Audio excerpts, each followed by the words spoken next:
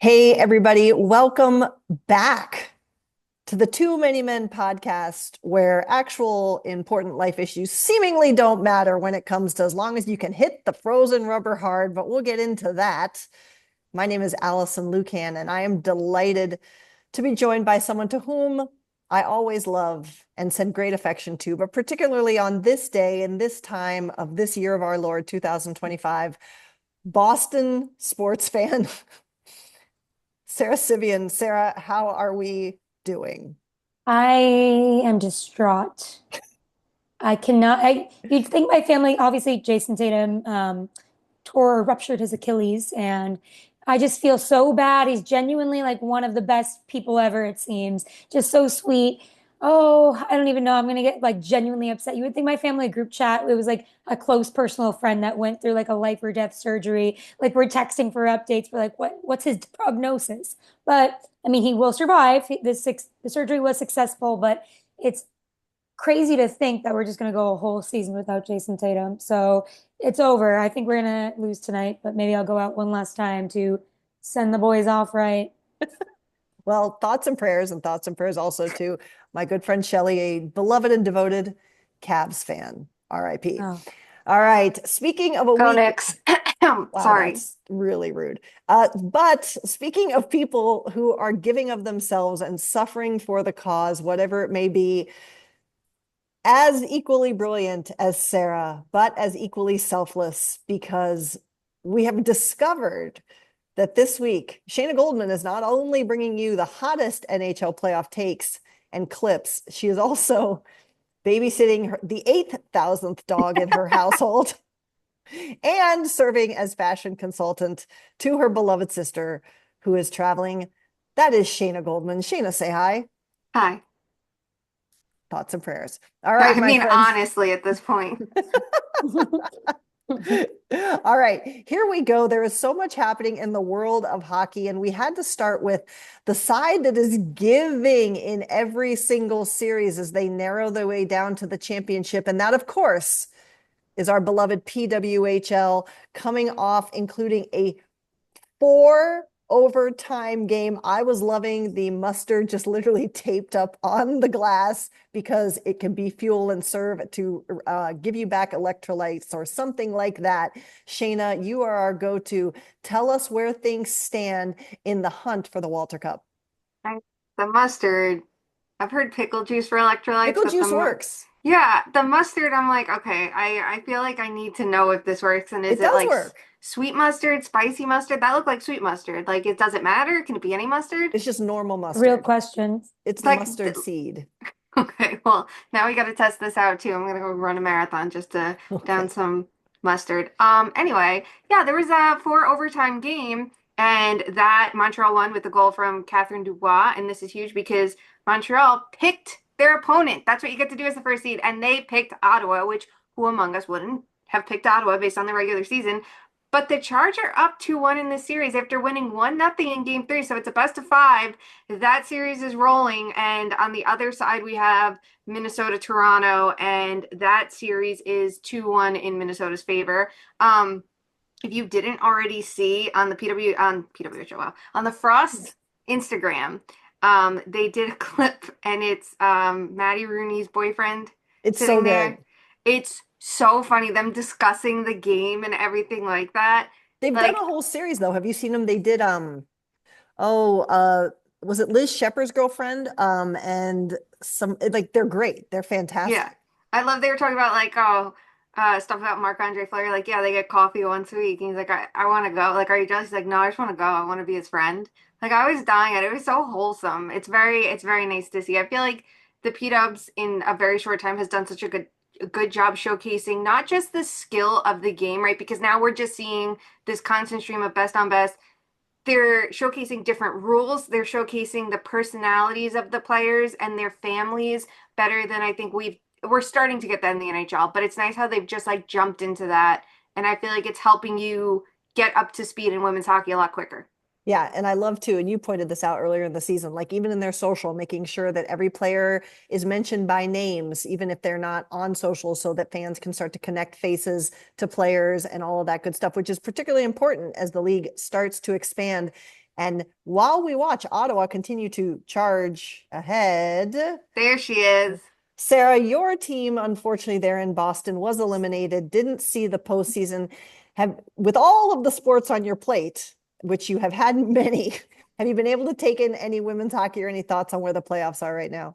Yeah, I tuned in for the 5 million overtimes. That was awesome. Like that was just epic. And it's cool that there's these milestones of every time something like that happens, it's kind of the first time in the history. It just makes me feel warm and fuzzy because it feels like this league's gonna last. You know what I mean? So it's like you're seeing this stuff and you're like, you know what? This could be we've seen so many times before in women's sports and in women's hockey. It's like short histories of leagues, but it feels like this one might be different. Very exciting to watch. So keep tuning in, keep watching for that. We'll keep telling you where the games are at in terms of the series. And who's to say, Vancouver and Seattle, some of these players might be on your team next year as well. Let's move on to the men's side, Hmm. where things Boo. are, where things are happening. Sara, what time is it? Time for Bit O news. It might be a little bit of Bit-O blues given the quality of the news that we Yeah. have coming out right now. But let's go through quickly. Um, we have talked about on this show week after week how there were a quarter of the league without head coaches for now. Well, that number has been cut down reportedly in half, because in addition to the coaching hire of Mike Sullivan that we reported last week, it has been confirmed by Vancouver that they have hired, promoted, whatever you want to call it, assistant coach Adam Foote into head coaching position. This is a coach that if you followed the Canucks, Quinn Hughes puts a lot of faith in. And if you are following the Canucks, you know that keeping Quinn Hughes as the linchpin to this team is of utmost importance. He also happens to have a son on trial for sexual assault, but who am I to say what's important here? This is a Canucks team that is rebuilding right now, potentially. They haven't officially said it yet. Shayna, any thoughts on this hire on or off the ice? It's choices are being made, you know. I think that there were other names out there that were a little bit more intriguing to me. The coaching experience here is a little suspect. He doesn't have that great track record that a team should want, especially like entering this situation. This is not your ideal team to jump into because like they fell so flat this year and you have so many underperforming players. It's not like some middling team that just needs to turn the corner or someone that just had like an unlucky year. Like there's a lot of shit going on. So I think it's going to take a really strong personality and people manager to handle that. And then you have the tactic of it all. Also add in the fact of hiring a foot right now, given The what is news. going on, yeah, in the Hockey Canada trial. And it's not to say, it's death by association for all, but it was pointed out that he was Cal Foote, his son's coach at the time in juniors. After, So after, after, yes. yeah, it just, I don't know, the timing of it is a little bit tough. Again, like we don't know all the details of everything and you try not to like jump to like conclusions, but it just seems like there are many people out there and many names out there, so maybe you don't need to do that right at this moment in time, right? Sara, to you, I ask, there's always that concern when an assistant gets promoted to head coach that it can be a harder transition than even the abilities, because you go from someone who served as kind of a buddy-buddy role, someone who's encouraging an ear for the players, to now the person who controls ice time and is a little bit more of a deciding factor versus a friend and kind of, buddy that you can go to.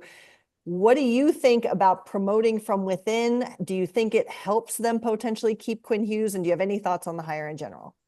I think it depends why you hired them in the first place, right? Like, did you hire them to be the buddy buddy assistant of like the real head coach, or did you hire them because they're going up on a trajectory of coaches that they just need to get the years and put in the work?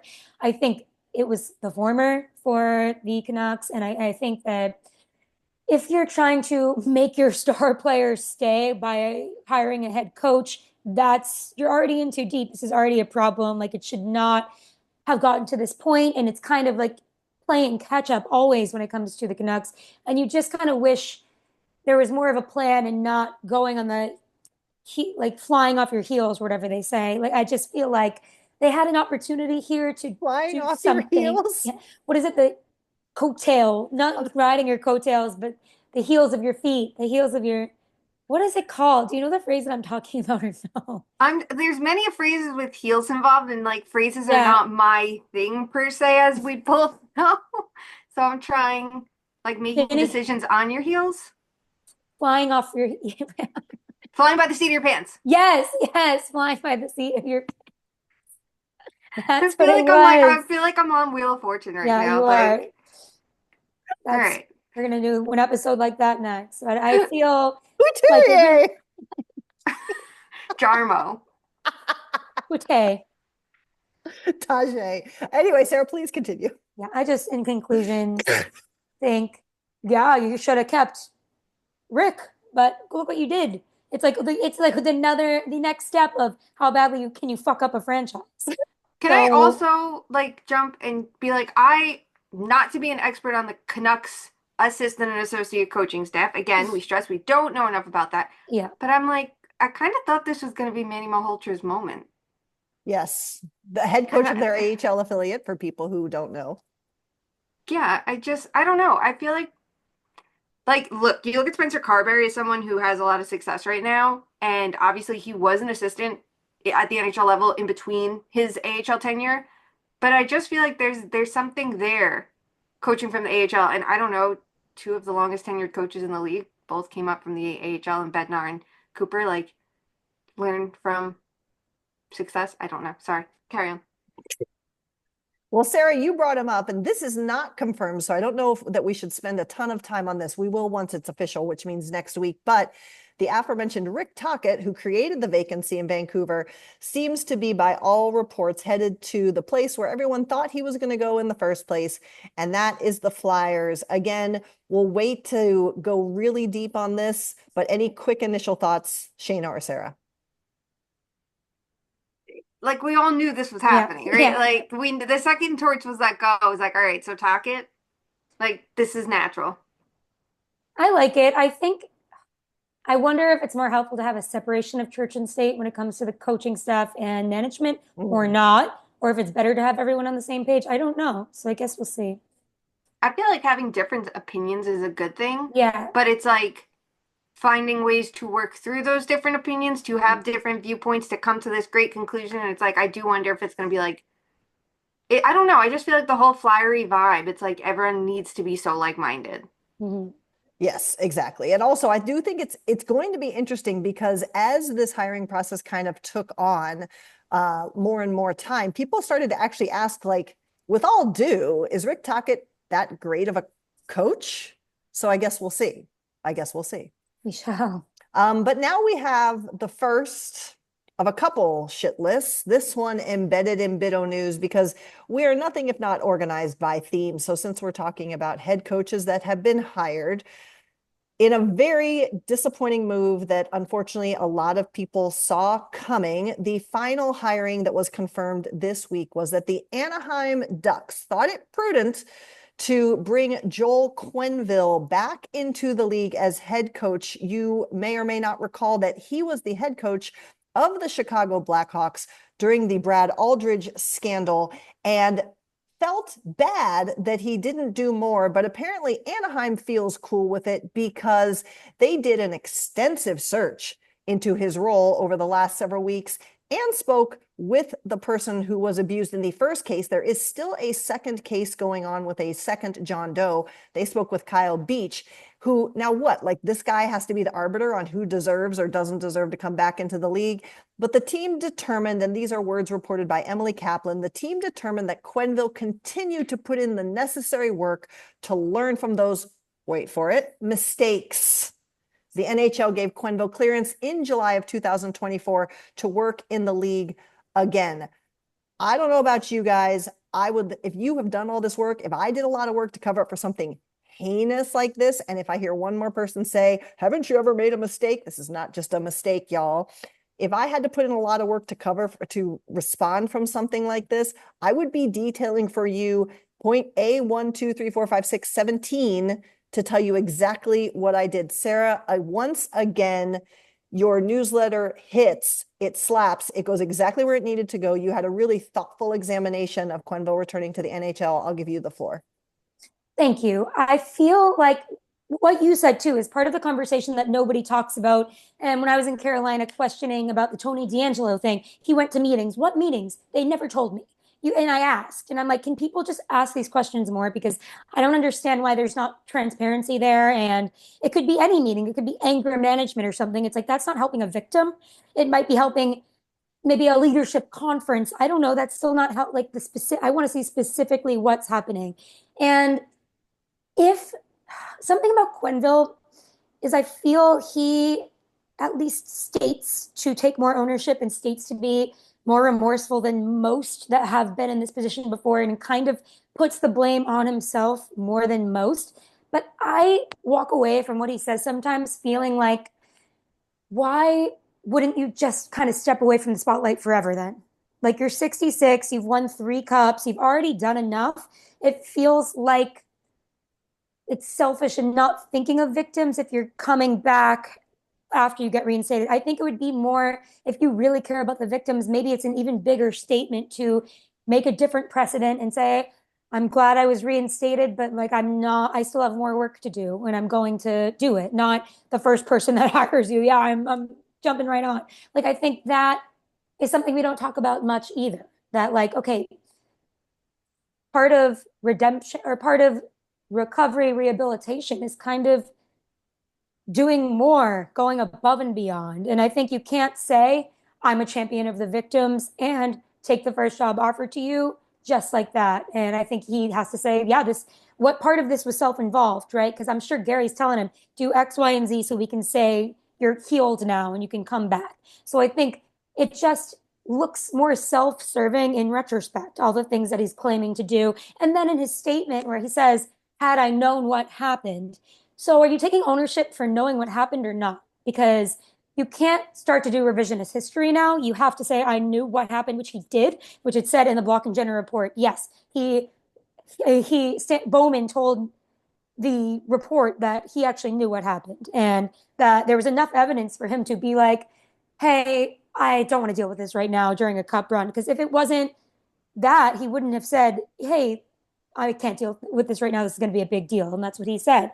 So he knew what was going on, and it's not right to come back and immediately start doing, I didn't know what was happening. So it's kind of sus. Yeah, and Shayna, we've talked about this, is that we're not sitting here saying that someone needs to be penalized for the rest of time. We certainly want to see someone better themselves. And to Sara's point, bring betterness to the worlds in which they live and the communities in which they live. But this just doesn't seem like enough. And one of the points Sara made in her piece on her newsletter was, this is one of 32 jobs in the world. Is this an opportunity that is deserved by him? And furthermore, this is a man who has been out of coaching for some time and the game is constantly changing. He has won, but does that mean he can win again? Honestly, I'm sure he can win again. I'm sure on the ice he is a very good coach. I think we've seen his work, and I think sometimes time away from the game allows you to evaluate your own coaching strategies because you can't just, rest on your laurels and jump back in. I feel like it doesn't work that way. But it doesn't matter, right? Like that's what annoys me the most. You look at, and Eric Stevens has done some really good work on this, and he talked to ownership of Anaheim, and they're talking about, why didn't you just hire someone that doesn't have Quenneville's baggage? And they just cite the record. This is the second winningest coach of all time, and he has 3 Stanley Cup. Like that is all that ever gets talked about with Quenneville. And I get that. I get that this league is so quick to protect people who win, right? Because at the end of the day, results matter. The process doesn't, as long as you win. But this has to be bigger than that. And the response from so many people when you talk about this is, well, doesn't he deserve a second chance? Sure. He can definitely put in the work to earn a second chance, but should a second chance be one of 32 NHL head coaching positions? Because let's call a spade a spade. This is the best league in the world, right? This is, if you want to coach and be in hockey, this is what you want to do. There's 32 positions. That's it. Maybe someday there'll be 34. Sure. In the world, there are 32 positions. Those should not be handed out like candy. Those are coveted. It is a privilege to be in this league. It's a privilege to be in one of 32 positions. So you can earn a second chance without getting that privilege again that was revoked for good reason, right? Because it's not just that he put everything aside to win a Stanley Cup. It's that he wrote a glowing review of this person after, while knowing everything, right? Because the report shows it, and not taking ownership for that either, and putting this person in a position to continue what he was doing and ruin other people's lives. Like, I don't know how you can ever overlook that. So, yes, it's great to see he's learned from his ways. Everyone should learn from this situation, right? Every single NHL coach should have to take some sort of training to manage these situations, because hockey culture is fucked up and this shit keeps happening, right? Like, that's what it is. And instead it just feels, like Sara said, self-serving. You're doing this to get another job. It doesn't feel as genuine as it could. And the language changing again to say, like, well, if I had known, it just feels even more disingenuous. And it looks even worse on the Ducks ownership for prioritizing winning above all else for a young and up and coming team. Do you think Quenneville will make this same mistake again? You would hope not, right? You would think he's learned from it, and maybe he's more well equipped than other coaches. But does it mean that he should have one of 32 coveted positions after all of this? At the end of the day, when there are so many people worthy of it, I just can't say that. Yeah, go to Disney and then go watch this guy coach hockey. Here we are. There was one that we know that there are two front office openings, and as we record today on Wednesday, it is being reported, though not yet confirmed, at least as far as I have seen, that the LA Kings will be hiring Ken Holland. So here we go. Hire an old guy who did things before. We'll see. We'll go into that if that actually ends up happening. But as we have one more bit of news, excuse me, coming out of the cesspool just a little bit here. And Shane, I'm going to ask you to take point on this, but it is news that officially the new compensation thresholds for offer sheets have been released. We're coming off of a summer where we saw a delightful double offer sheet work and propel the Blues back into relevancy with key pieces on both sides of the ice. But now we have teams who, while they might be enticed to be a little bit more aggressive, a lot of people are saying that 2 years from now, the draft is going to be one of the best that has been in a while. So our team's going to be willing to spend those picks. What do you think first about the new thresholds? And do you think we see more, less, or the same in terms of offer sheet activity this offseason? Yeah, the thresholds are definitely steep. And, at the end of the day, you have to pay to get good players. And I'm sure the general managers that lost players are going to be happy to see this. But yeah, I'm curious if it affects it, because you look at it two different ways and go, okay, well, the draft is so good. Do you do that? But it really does depend on where a team is in their timeline, right? Whether or not they can afford to jump for the right now player. But the right now player is so different than someone in free agency, right? Because they're in their prime. You're paying for their prime years. And then you look at the Blues and you look at Dylan Holloway and how he absolutely flourished there, and how different this team, they'd probably be in round two, I think, if he was healthy, right? Like, I don't think that series goes to 7 games if he's in it. And I don't think it's the Jets still standing. I think the Blues figure it out because he was that good this year. And you look at Philip Broberg, right? He was not that kind of player in Edmonton, and now he was everything and more for the Blues on the back end. He solidified their top four. He could play matchup minutes when they needed him to. He was huge for them when Parayko was out. He was great for them in this series and was generating offense.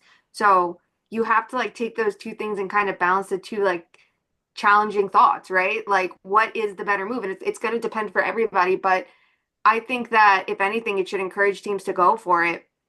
These other general managers are not your friends. They're your opponents at the end of the day. I like Doug Armstrong's attitude. I think he said something like, if that was my mother, if the other GMs were his mother, he would still done the same thing. And you have to, right?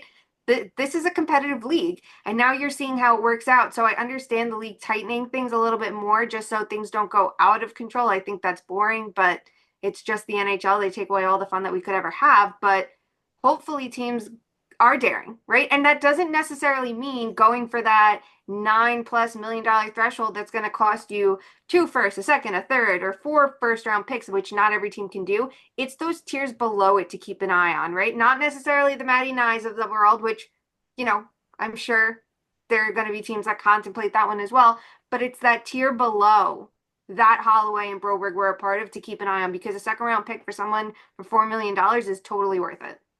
Sarah, as much as Shayna is talking about going for middle tier players, I don't know about you, but I spent the last couple of days listening to a bunch of hockey podcasts and radio shows. And I literally listened to reporters who cover 6 different teams, and all of them were like, our number one priority for the next season is to bring in a top 6 winger. Okay, first of all, the free agency pool is terrible this summer. So there's maybe a half of a top tier winger potentially available. So if all these teams are real in terms of their intention and really think they need to be that aggressive this offseason, do you think it's not necessarily about being aggressive, it's about necessity, and maybe we do see more offer sheets this summer?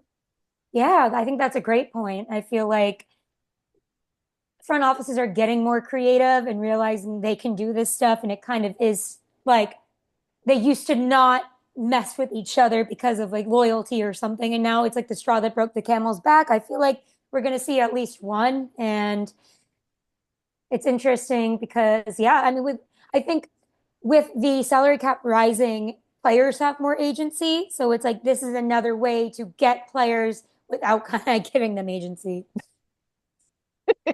That's such a How great can we point, do though. that? It's such a great point, though. All right, that'll do it for Bit O News. I don't know how much time we want to spend on this, but we do want to make sure that we highlight it quickly because it's important. And we encourage those of you who are able mentally and emotionally to stay in touch with this. But first, I issue a sexual assault trigger warning for anyone who would like to forward ahead. But just a reminder that the Hockey Canada sexual assault trial continues to go on with some of the most abhorrent questioning of the victim that I have ever heard. And I've never been more reminded that people who have been in power, either directly or indirectly for whatever reason, have completely lost their ability to have empathy, because how dare you, a man, judge how a woman reacts in a situation that you've never, ever had to experience. And so I just say, please keep reading the coverage from Katie Strang, from Dan Robeson on The Athletic, and over at TSN. Please, please, please read this, and I will open the floor to either of you if you would like to say anything. Sarah, you were nodding your head at me as I talked. Yeah, I just completely agree. The questioning has been brutal. I'm relieved that EM is done with the cross examinations, and it really highlights, I mean, how to me why the Crown opened this case in the first place. You know what I mean? To kind of expose that these are the questions that are asked when you have nothing. Good point. Shayna, anything? Yeah, I agree. I'm very glad she's done with this cross-examination, because what's She coming did crush at it, though. She was a Yeah, Oh she my God, fucking did she? baller. Yeah, just as there, the thing that just stands out, and there's a lot, is the insistence of these being boys. The boys will be boys, let that overtake when she keeps referring to them as men. And I think it's such a good decision by her, and it's very true. These are 18 and 19-year-olds. Like, let's not pretend they're boys when they're drafted in the NHL. Nobody acts anymore like they're boys. These are men who are getting handed $1 million salaries out of the gate. Like, let's call a spade again and be honest about what is going on here, instead of pushing this boys will be boys narrative to add an element of innocence that clearly isn't there. Yeah, it's pretty gross, and it's a pretty strong reminder of, again, as I say, the lack of empathy and understanding of wanting better for others who aren't like you, and understanding that your experience is not everyone's experience. How dare they put their assumption on behaviors on EM? And if you have been or are currently a victim, we stand with you and we send you our love and strength. All right, in the most awkward transition ever, there are playoffs happening in the NHL. Let's move on to some series. We have some that are interesting, some that are not. Let's start with one that I actually was super excited for, but other than a, what was it, 0.4 second remaining in the game goal, hasn't been that exciting? And then Shayna looks up at me, shakes her head, and looks down at her phone. And that is the Edmonton Vegas series. They play game 5 tonight as we record, and it could be the final game for Vegas that has just looked underwhelming to me. Stuart Skinner has to come back in replacement after injury, and he actually records a shutout if you wanted to know how badly things are going for Vegas. But Sara, Edmonton, Vegas, is this what you expected? Is this just Edmonton finally waking up? Or is this perhaps the end of the window, at least for what it was right now for Vegas? I think it's Edmonton waking up. You just kind of see they got momentum and belief that they could do it and the confidence after the Kings imploded. So when you give a McDavid and a Draisaitl and a Bouchard these kinds of leeway, they take it, they get confidence, and it's kind of really anything is possible. And Aiden Hill's not having a great postseason. I think also changing to Pickard and seeing, okay, you know what, it's not Skinner or bust was really huge for them as well because they know they have options. And now Skinner coming back, good for him. I don't know. It's just kind of like things are clicking for them, I guess. Shayna, what power play. Shayna, what are the determining factors that are leading to the dominance, at least in terms of the series score for Edmonton in your eyes? Yeah, I mean, I'm enjoying the games, although I think it was such an electric first period in game 4, and the rest of the game couldn't live up to that hype. But I think for every adjustment Vegas makes, the Oilers have a better adjustment to match that. I give a lot of credit to Chris Knoblauch, and I think it's easy to look at the regular season that the Oilers played and go, why would you do that? And you go, no, no, no, no. The way that they've amped things up once the playoffs have started, the adjustments they've made in series, it's a reminder of what he did with this team last season and that they know to turn it on when it matters most, right? Like, I think it made them almost like more unsuspecting in the playoffs. But you look at, he changed all 4 lines heading into game 4. And he separated McDavid and Draisaitl. So the Golden Knights are separating Eichel and Karlsson again to change the matchup game.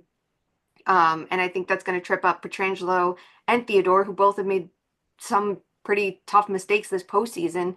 And I think you're just seeing them shut them down. Hitting Troy Stecher back into the lineup and onto a pair with Darnell Nurse, who knew that was going to be the answer for that pairing that matched up against the Hurdle line, which if Eichel is not scoring because he's trying to stop McDavid and Draisaitl, last game it was Draisaitl, and you're not getting enough out of Karlsson's line. I think Karlsson and Smith have been 2 of the better depth scorers, but what are you going to do when you're playing McDavid a ton? You know, that Hurdle line is all the more important, and now you're not going to be able to get them to play to the best of their ability because the Connor Brown line and the Nurse pairing is shutting them down too. So you add all of the issues that Vegas is having up front, and then you add in Aiden Hill, who you didn't expect to be a problem. And unlike last year, you don't have Logan Thompson behind him. You have Samsonov, who has a terrible playoff record. And it just looks so daunting for Vegas at this point. Like, could they win a game and force a game 6? Maybe. But could you win 3 straight? You know, like, you just need to put shots on Stuart Skinner, and you have a chance in this series because, yes, he had a shutout, but I give a lot more credit to the team in front of him. But the Oilers' offense is so overwhelming that Vegas is just chasing them, and they're not able to do anything. It certainly has been disappointing, and we'll see Vegas, an organization known historically as one that is aggressive and just stays in contention. It's going to be interesting to watch how they come back from this, as some key pieces of their core seem to be not able to do what they could once do. Mark Stone, I'm looking at you. I'm a poet and I didn't even know it. Wow. Hey, let's go to a series that the streets are saying is not exciting, but I actually am enjoying it, even though it could be over on Thursday. And that is Carolina and Washington. Carolina is up in the series 3-1. As they go to practice today, they will play their game 5 on Thursday. There are lineup changes coming. Ovechkin has not been skating, but the team says there's no reason for concern there because this is what they've done before when there's been a 2-day break between games. They're not high scoring. They're not quick strike offense. But again, as I said before, I love watching Carolina be at the height of their powers. And Sara, you had to come to this team's defense before, and I know you did it the other day on social as well. But what are you making of this series that everyone else seems to say is just not exciting? I feel like one person said that and then 700 people started saying it. And I'm like, why is this the narrative? Can we at least come up with like our own narratives? But it's not boring at all to me. I don't know. I think this is an incredibly fast-paced series. I think the tempo has been great. And I think the low scoring is good because it means the teams are going back and forth a lot and these games are closer than you think. Like, I think Carolina kind of ran away with it on Monday, but I just feel like I don't understand how this isn't entertaining. I don't know. I I don't know. I can't really crack that, but I don't have many takes on it. I just think it's exactly what we thought it was going to be with like the shot suppression from the Canes and the like high amount of shots that they take, cycling the puck, whatever. And then the shot selection when it comes to the Caps and like the high end talent. And it's like if they score in the power play, they can win the game. But like the Hurricanes had the best power play in the league. So that's just kind of what we all thought was going to happen. Shayna, I think maybe people like both of you who picked Washington, I picked Carolina in the Yeah. series.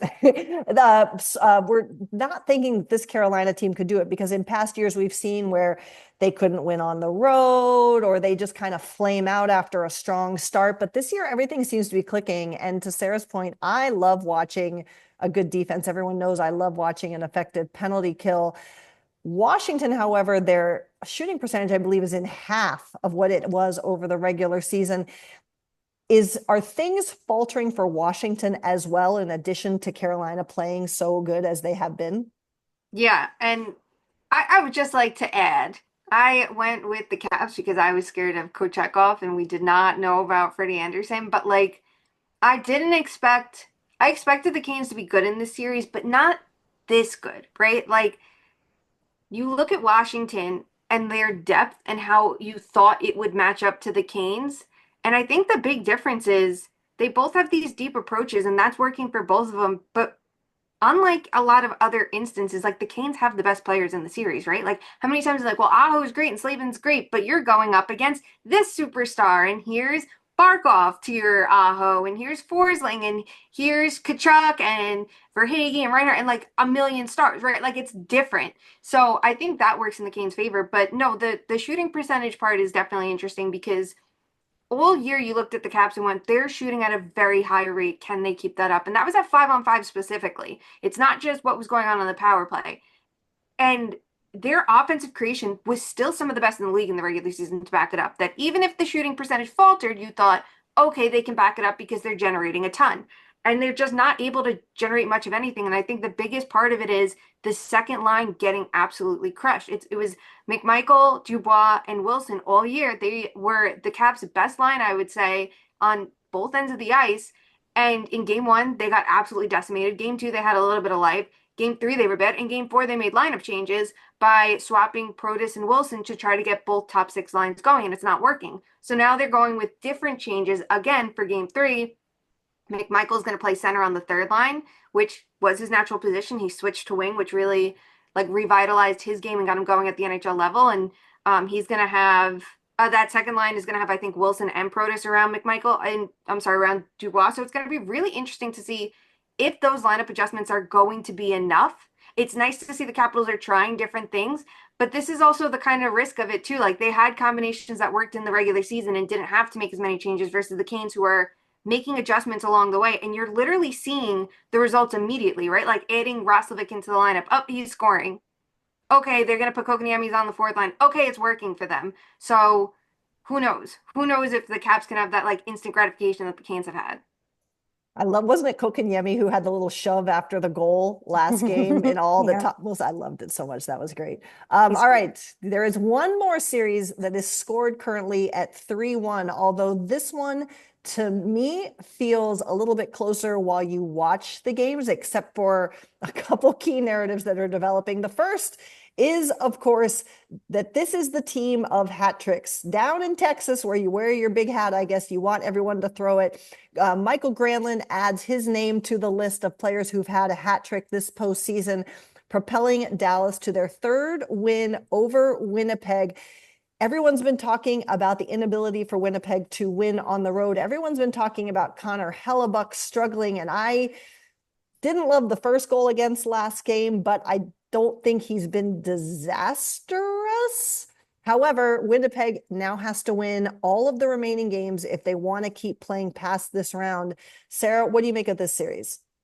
Yeah, I mean, it really is.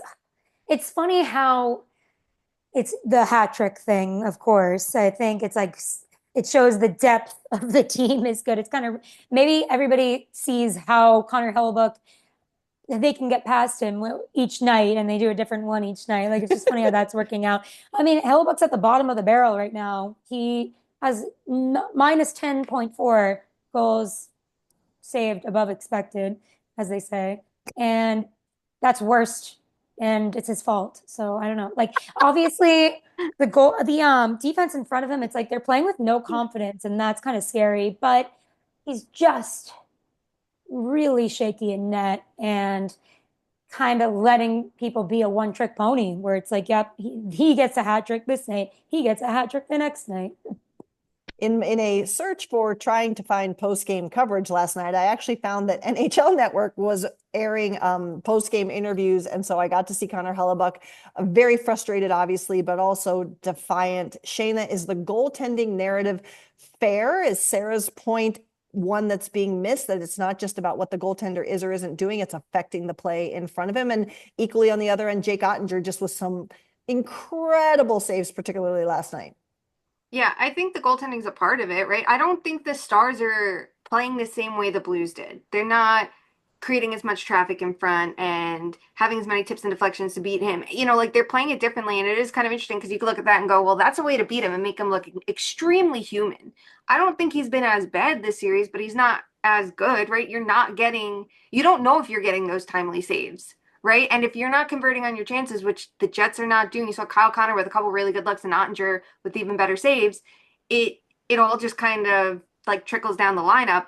But I think the other part of it is like that away issue, that road ice issue for the Jets. And I was kind of curious about this last night to try to see like how different are the matchups with the top guys, right? You would think, okay, maybe the Stars at home are just keeping Rantanen away from Sandberg, who's been so good defensively, and they literally it doesn't seem like they give a shit about that matchup at all. They're like, okay, here's Dylan Sandberg, take him. The difference, I think, is that they are putting Rantanen up against Scheifele a lot at home versus in Winnipeg. In Winnipeg, the Jets did a better job keeping Scheifele and Connor away from, the Stars' top line, and they were much more effective in those minutes. And I think Scheifele, especially, I know Connor had some looks, but Scheifele looked pretty invisible last night. And I think he's just eating shit in that matchup to Rantanen in the top line. And what makes it even more difficult is the fact that they're double shifting Rantanen, right? Like it's not just fourth line shifts now, like it was in games 1 and 2, where he scored 2 of his goals in game 1, but for game 3, when he was getting double shifted, I think it was with Steele and Robertson.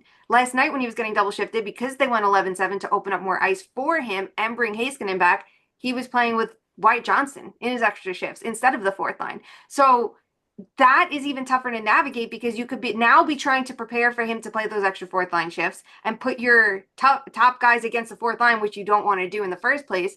But now you don't even know where he's going to slip into the lineup in those extra minutes. So that adds to this whole situation and is why Hellebuyck doesn't have the support that he most definitely needs from his offensive group. Like from his defensive group, yes, but I think from the scorers even more so.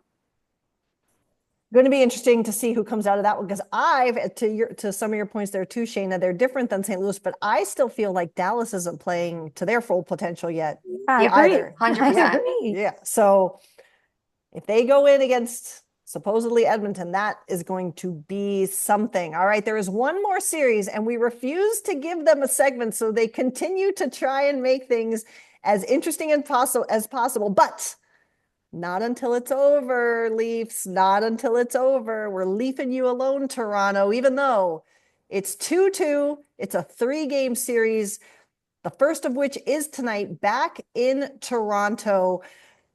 Everyone thinks something is wrong with Austin Matthews. Is his shot off? Is he injured? He's just not scoring. This remains one of the most physical series we've seen this entire playoffs, and definitely now.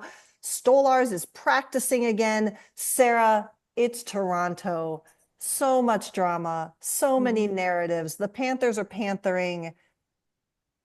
What say you about this matchup? look, I mean, the Panthers have had the ability to take over round by round. And it's like once they realize the ebbs and flows of the one team, it's kind of like they shut them down as the games go on. But if I'm a Leafs fan, I'm kind of happy with how the team has played and how they haven't lost at home yet. And that's why you play in the regular season to get the top seed, right? Because they could win a game seven at home. I feel as though, yeah, Matthews, he was off all season. His shot was off all season. And you go to Germany, I don't think like you do that for a normal injury. So I'm wondering what was going on there and if we find out about that at the end of the season. Um, I feel like Joseph Woll had a really good game. So, and they still lost. They had their worst game when it comes to like effort in the forecheck and stuff. So maybe they'll bounce back from that. Maybe Woll will give them a good series in net, or if Stolarz comes back, whatever the team may be in the goaltending, it's kind of good to see Woll do that. And I'm like not in panic mode about the Leafs quite yet. Shayna, to that point, this series is the only one that's tied, and we talk about playoffs being punch and counter punch. Should we think of this series as close as the score shows, or do you think one team is starting to take over or one team is faltering?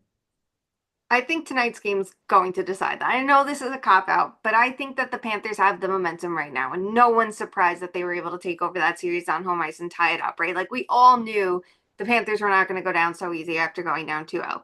But it's, can they now win three straight on the road? Because if they win three straight, I think, like, the series is over, obviously.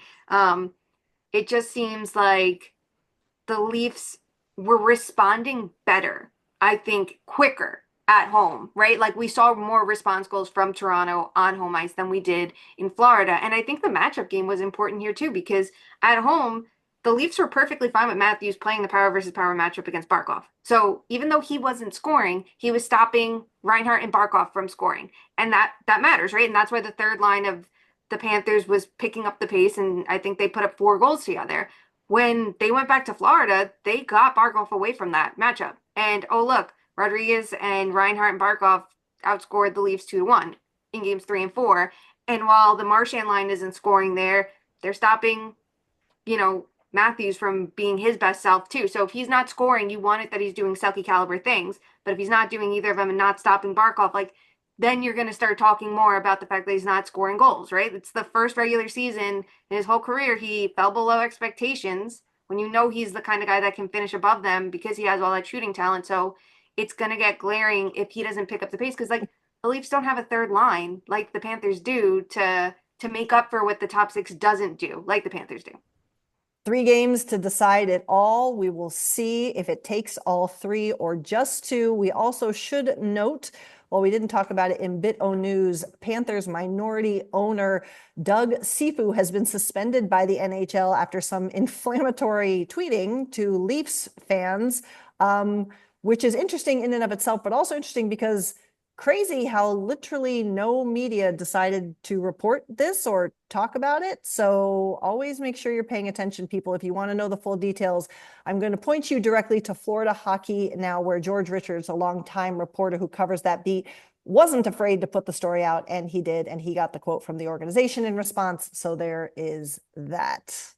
A very weird statement from the organization. Yes, he didn't retract anything, but anyway, here we are. Okay, let's end this episode with everybody's favorite game, except for Steven, and that is Fuck, Marry, Kill. And today, in honor of the ongoing saga that is the revolving door for coaches, who will it be, who will it not be, we are going to FMK the most miserable coaching opportunity. So which one is the most miserable is the one you're going to marry, right? Is that what we decided? Most miserable is what we're marrying. Okay. Most miserable is what we're marrying. Okay.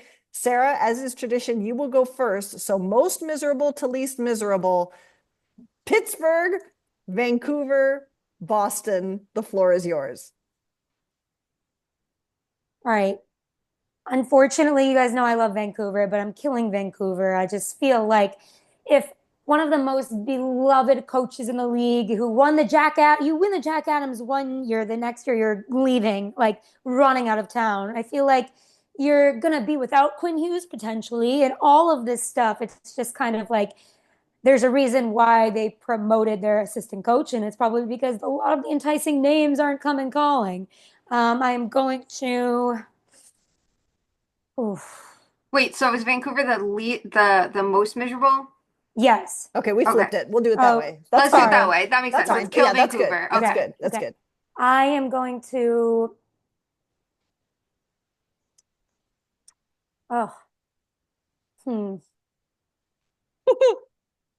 I'm gonna fuck Pittsburgh. I think it would be cool to coach Sidney Crosby, but at the same time, following in Mike Sullivan's footsteps is kind of difficult. And then the bad contracts that they're tied to, or just like the contracts in general, you don't have much power, especially with like the politics going on with the Pittsburgh Penguins. You don't have much power. And unless like it's a Mike Vellucci situation where he's been around for a while and gets promoted, I think there's a kind of people that have been there for a minute. And I think um, there's a little pressure there when it comes to like you're expected to win while Crosby is still there, and I don't know if that's feasible. So I'm gonna marry Boston because I Uh-huh. feel I Just know kidding. biased, I guess, but I feel like there's not that much pressure on you. Everybody knows that it's going to be a rough few years, right? And you're like, I don't know. It also stinks because you're probably going to get fired before like success happens and it's going to be miserable few years. But I think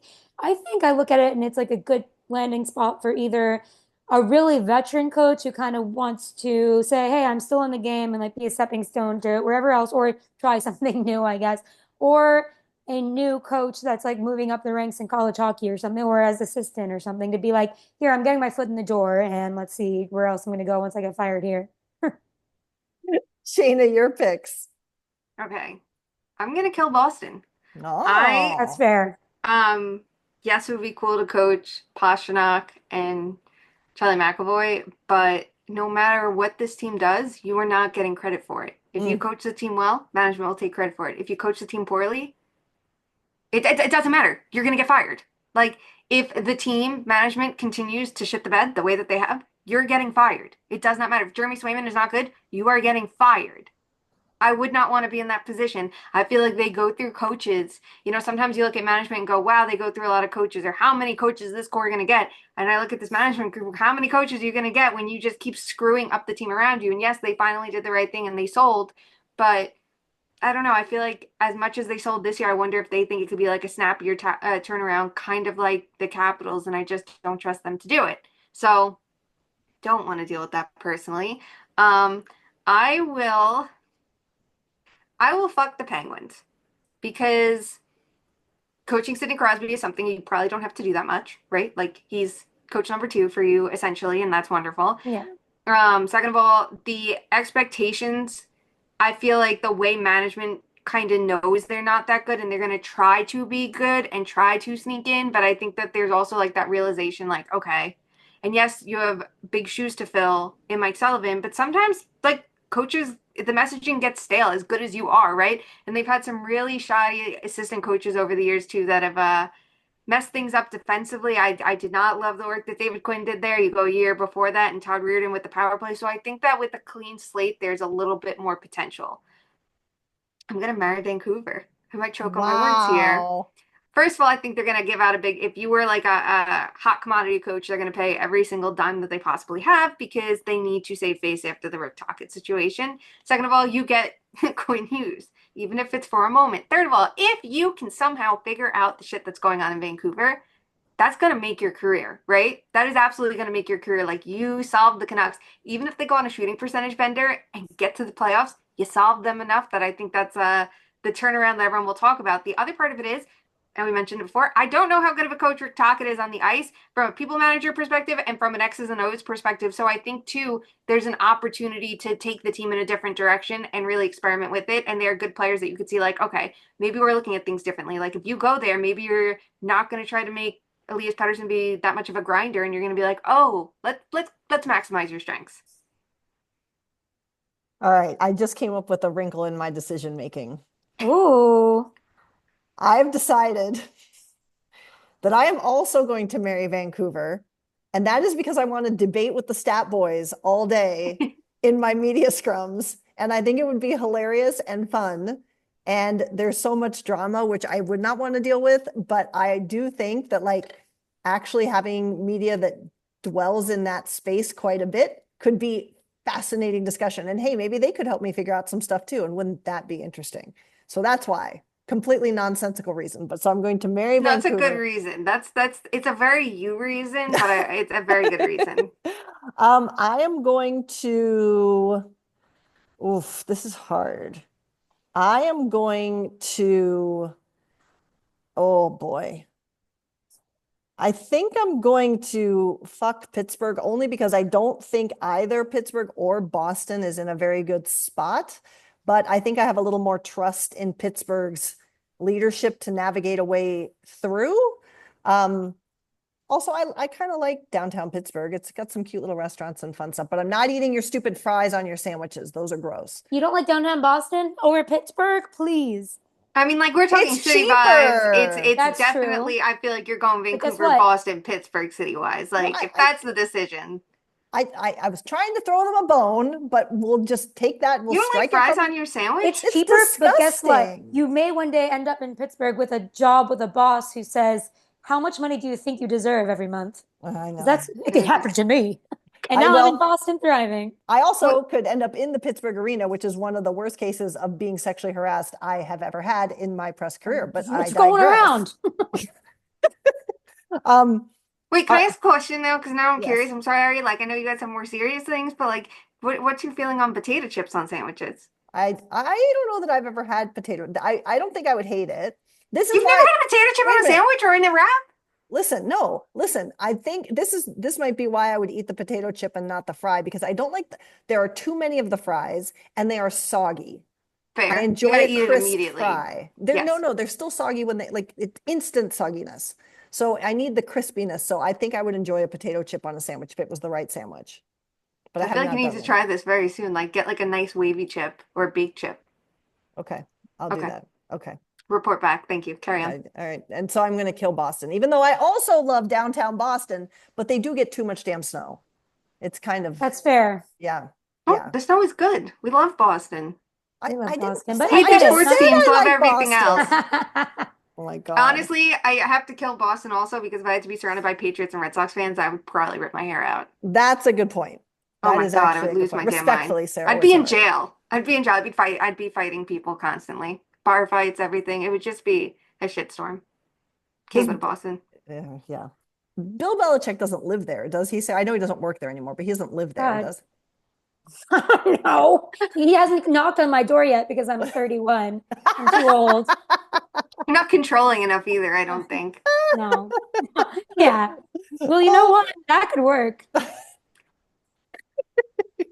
Well, we have officially taken this fully off the rails, and that seems like the perfect time to end this episode of Too Many Men. If you want more takes like this, or if you want to make sure that you never miss a valuable piece of Sarah's insight or Shayna's analysis, we put all of our content through our channels, and you can follow us at 2_much_man on Twitter and Instagram. We also post some fun stuff and some takes, and we love to hear from you on those channels if you have some boots on the ground. You can also connect with us at BlueSky at 2_much_man.